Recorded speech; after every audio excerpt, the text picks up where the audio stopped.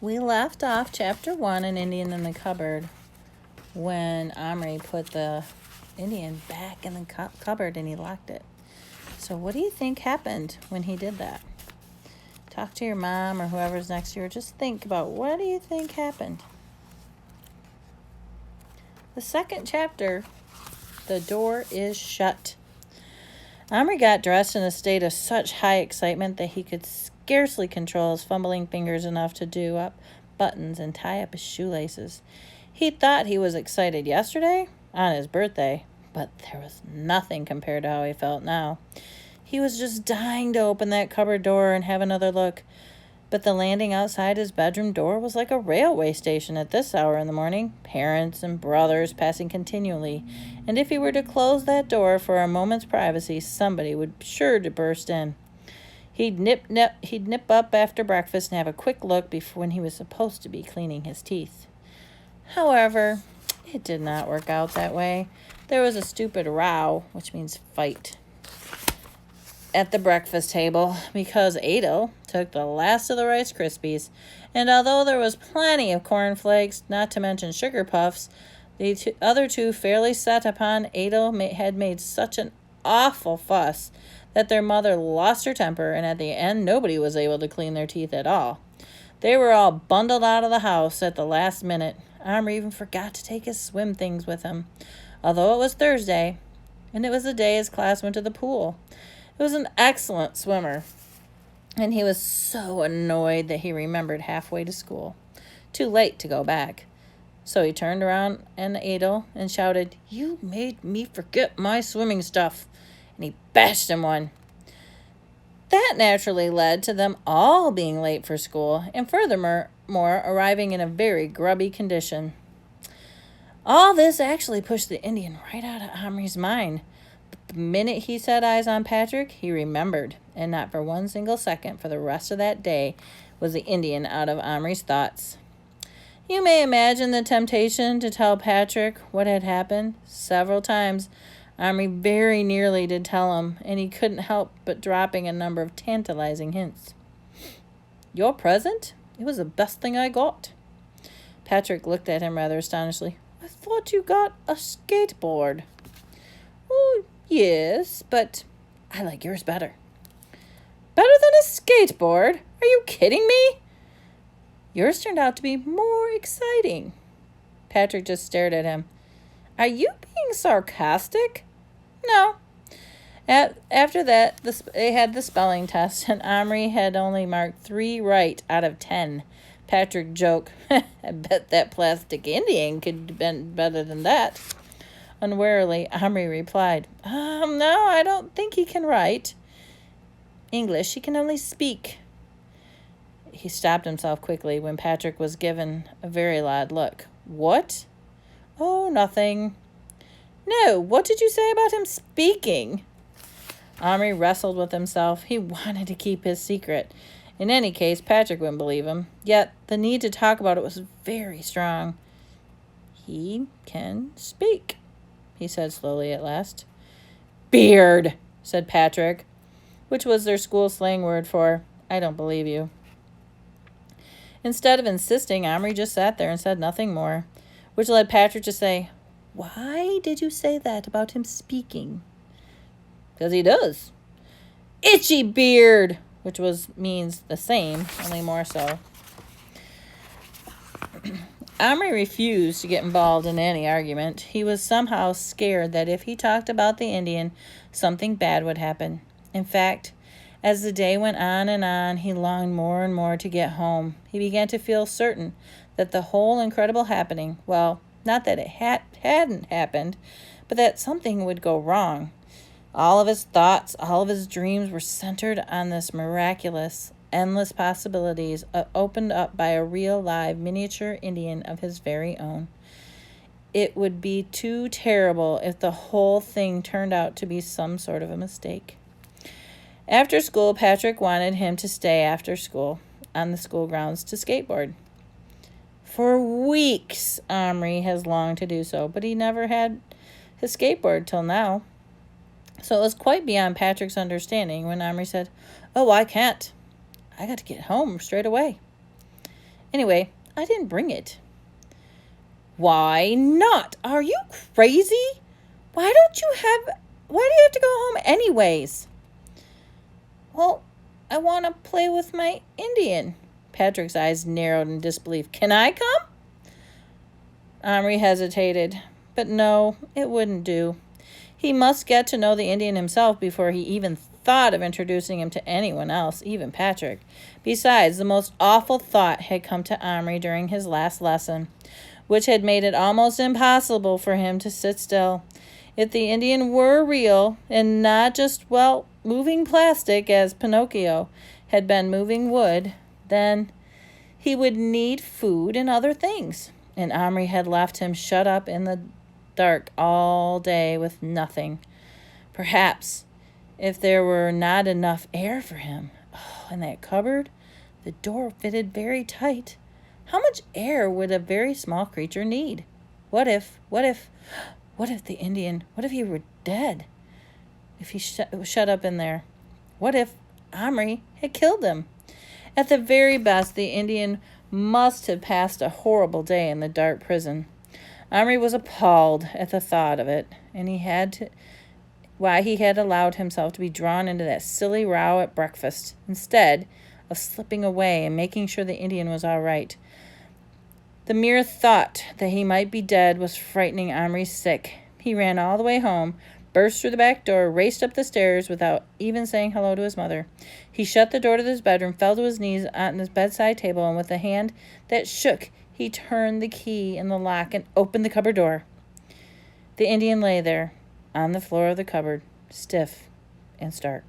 Too stiff. This was not a dead body. Omri picked it up. It wasn't it. It wasn't a he anymore.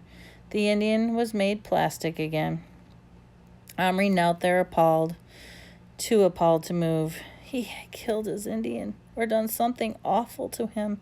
At the same time, he had killed his dream, all the wonderful, exciting, secret games that had filled his imagination. All day he thought of, but that was not the main horror. His Indian had been real. Not a mere toy, but a real person. And now here he lay in Omri's hand, cold, stiff, lifeless. Somehow, through Omri's own fault. What had happened? It never occurred to Omri that he had imagined the whole incredible episode in the morning. The Indian was in completely different position. From one hand, he had been in Patrick's when he gave to Omri. Then he was standing there on one leg, doing like he was doing a dance, his knees bent, one moccasin foot raised, both elbows bent, with one fist in the air with his knife in it. Now he lay flat, legs apart, arms at his side. His eyes were closed. The knife was no longer a part of him. It lay separately on the floor in the cupboard. Omri picked it up. The easiest way to do this, he found, was to wet his finger and press down on the tiny knife which stuck to it, too. The plastic knife could no more pierced to human skin than a twist of paper. Yet it had pierced Omri's finger that morning. The little mark was still there, but it was a real knife. Omri stroked the Indian with his finger. There was a painful sickness and a sadness in the back of his throat. The pain of sadness and disappointment and a strange sort of guilt burned deep inside him as if he swallowed a very hot potato that wouldn't cool down. He let the tears come. He just knelt down and cried for about 10 minutes. Then he put the Indian back in the cupboard, locked the door, because he couldn't bear to look at him any longer. That night, at supper, he couldn't eat anything. He couldn't talk. His father touched Omri's face. It felt very hot. His mother took him upstairs, put him to bed, and oddly enough, he didn't even object. He didn't know if he was ill or not, but he felt so bad and so glad to be made a fuss of. Not that it improved the basic situation, but it always gives some comfort. "What is it, Omri? Tell me," coaxed his mother. She stroked his hair and looked at him tenderly and questioningly, and he nearly told her everything, but then he suddenly rolled over on his face. Nothing, really. She sighed, kissed the back of him, and left the room, closing the door softly behind her. As soon as she had gone, he heard something. A scratching, a muttering. Definitely an alive sound coming from that cupboard. Omri snapped on his bedroom light and stared wide-eyed at his own face in the mirror in the cupboard door. He started to go to the key with the twisted ribbon. He listened to the sounds, now unmistakable. He tremblingly turned the key, and there was the Indian on the shelf this time, almost exactly level with Omri's face, alive again. Again they stared at each other, and Omri asked falteringly, "What happened to you?" "Happen? Good. Sleep. Happen. Cold. Ground. Need blanket. Food. Fire." Omri gaped. Was this little man giving him orders? Undoubtedly he was, because he waved his knife back and forth in his hand in an unmistakable way. Omri was so happy he could scarcely speak. "Okay, you stay here and I will get food. Don't worry," he gasped as he scrambled out of bed. He hurried down the stairs, excited and thoughtful. What could he all mean? The moment that cupboard door closed, the Indian went to sleep.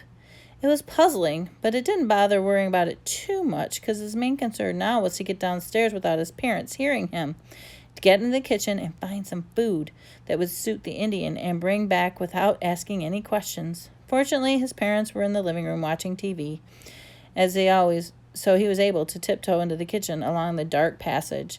Once there, he dared not to turn into light. He darted into the refrigerator, and that light was enough. He surveyed the inside of the refrigerator. What did Indians eat? Meat, chiefly, he supposed. Deer meat, rabbit meat, any sort of animals that they could shoot on their land. Needless to say, there was nothing of the sort. Their biscuits, jam, peanut butter, that sort of thing was no problem, but somehow Omri just didn't feel sure that they were Indian foods. Suddenly, his searching eyes fell on an open tin of sweet corn. He found a paper plate in a drawer where the picnic stuff lived, and he took a good spoonful of the corn.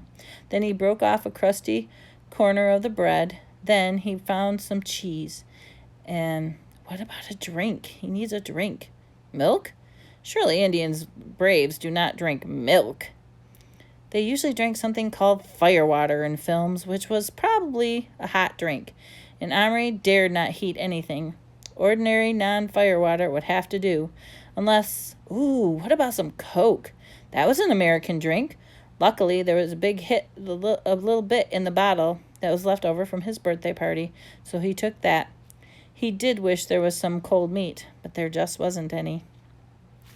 Clutching the Coke bottle by the neck in one hand and the paper plate in the other, Omri sneaked back upstairs with a fast-beating heart. All was just as he had left it, except now the Indian was sitting on the edge of the shelf, dangling his legs, trying to sharpen his knife on the metal. He jumped up as soon as he saw Omri. "Food?"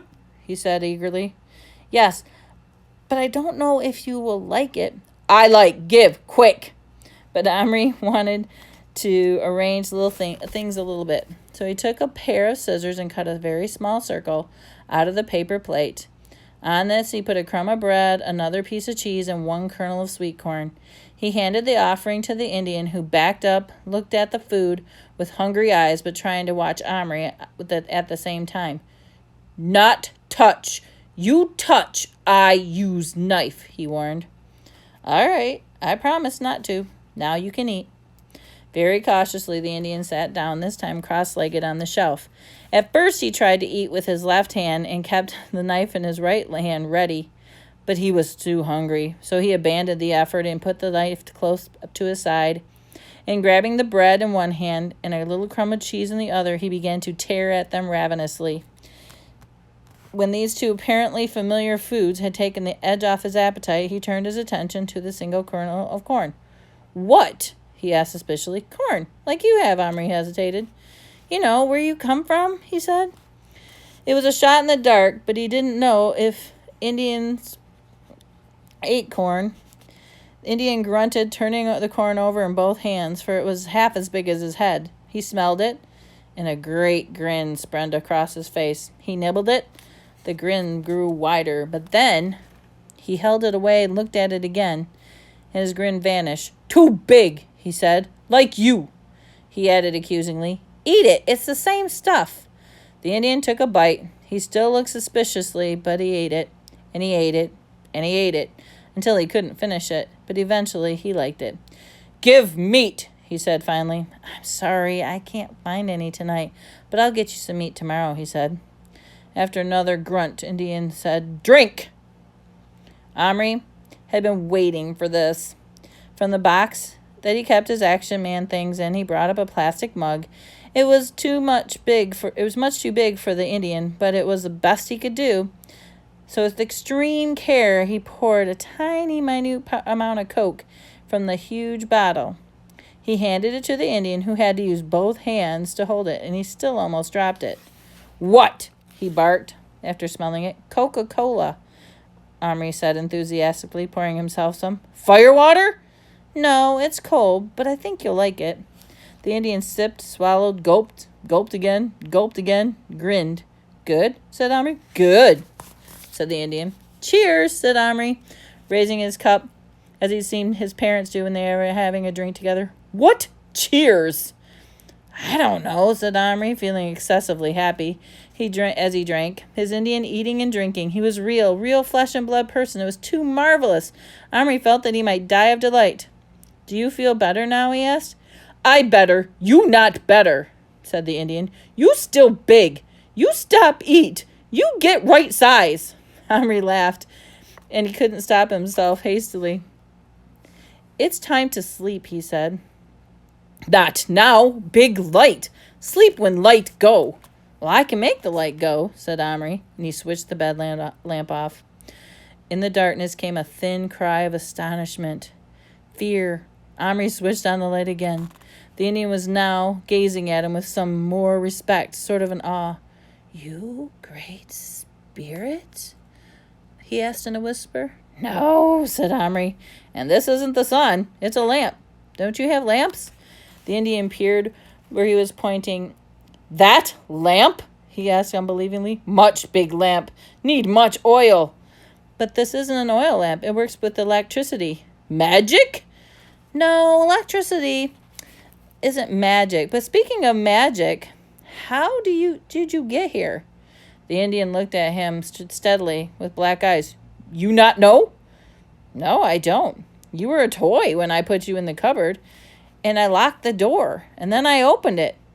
If you were real, then I locked it again, and then you went back to plastic, and then..."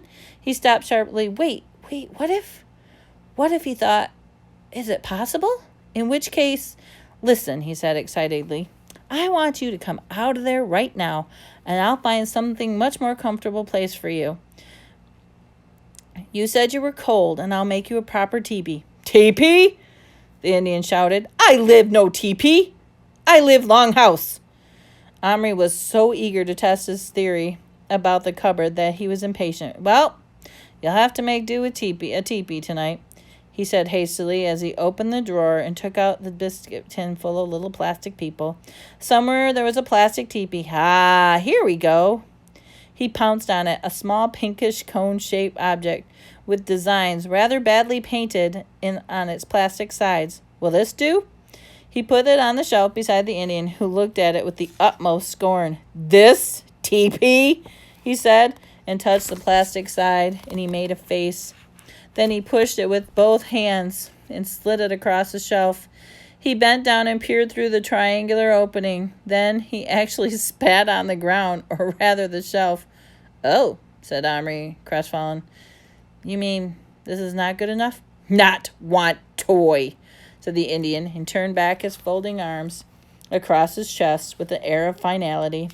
Omri saw his chance. With one quick movement, he had picked up the Indian by the waist between his thumb and his forefinger. In doing so, he pinned the knife, which was in the Indian's belt, firmly to his side, and the dangling Indian twisted and writhed and kicked and made a number of ferocious, hideous faces.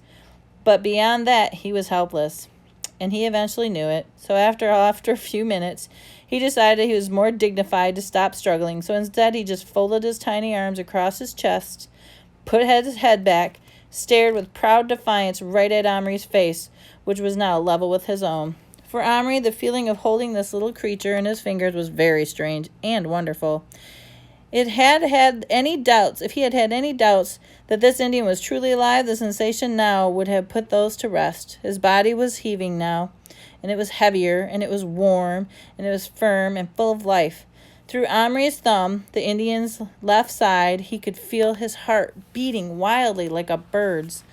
Although the Indian felt strong, Omri could sense how fragile he really was, how easily with an extra squeeze you could injure him. He would have liked to feel him all over, the tiny little arms, the little legs, his hair, his ears, almost too little to see. Yet, when he saw how the Indian, who was altogether in his power, faced him boldly, hid his face, and hid his fear, he lost all desire to handle him. He felt like he was being cruel and insulting to the Indian, who was no longer a plaything, but a real person. He had to be respected. So Omri put him down gently on the chest of drawers, where the cupboard stood. Then he crouched down till his face was level again with him. "Sorry I did that," he said. The Indian, breathing heavily with his arms folded, said nothing, but stared haughtily at him, as if nothing he had could affect him in any way. "What's your name?" asked Omri. "Little Bear," said the Indian, pointing proudly to himself. "Iroquois brave. Son of chief. You son of chief?" He shot Omri fiercely a look. "No," Omri said humbly. "Ha!" snorted Little Bear with a superior look. "Name?" Omri told him. We must find you another place to sleep, outside the cupboard. Surely you sleep in teepees sometimes." "Never," said Little Bear firmly. "I've never heard of an Indian who didn't," said Omri with equal firmness. You'll have to do it tonight anyways." "Not toy," said Indian. "This no good. And fire. I want fire." "I can't light a real fire in here, but I'll make you a teepee. It won't be very good, but I promise you it will be a better one tomorrow." He looked around, and it was good that he thought that he never put anything away. Now everything he needed was strewn all over the floor, on the tables, on the shelves, ready to find. Starting with some pickup sticks and a bit of string, he made a sort of cone shape, tied it on the top. Around this he draped a handkerchief, and then, when he didn't seem firm enough, a bit of old felt from a hat that had been in a dress-up crate.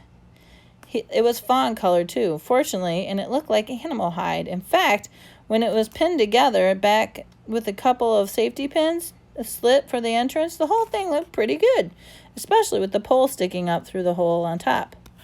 Omri stood it up carefully on the chest of drawers and anxiously awaited Little Bear's verdict. The Indian walked around it 3 times slowly, went down on his hands and knees, crawled through the flap, came out again in a minute, tugged it, felt good, stood back, looked at the poles, and finally gave it a fairly satisfied grunt. However, he wasn't going to let it pass without some criticism. "No pictures," he growled. "If teepee, then need pictures." "I don't know how to do them," said Omri. "I know. You give colors, I make." "Tomorrow," said Omri, who despite himself was feeling very sleepy. "Blanket." Omri flushed out a Action Man sleeping rule. "No good. Keep no wind out." Omri started to object that there was no wind in his bedroom, but he decided it was easier just to cut out a square of his old sweater, and he did. It was a red one with a stripe around the bottom, and even Little Bear couldn't hide his approval as he held it up, wrapped it around himself. "Good. Warm. I sleep now." He dropped to his knees and crawled through the tent. After a moment, he stuck his head out. "Tomorrow, talk. You give Little Bear meat, fire, color, more things." He scowled fiercely up at Omri. "Good?" "Good," said Omri. And indeed, nothing in his life had ever promised better. So what do you think's going to happen? Do you think Omri's going to be able to help Little Bear? And how do you think Little Bear is going to adjust? So tomorrow I will read chapter 3.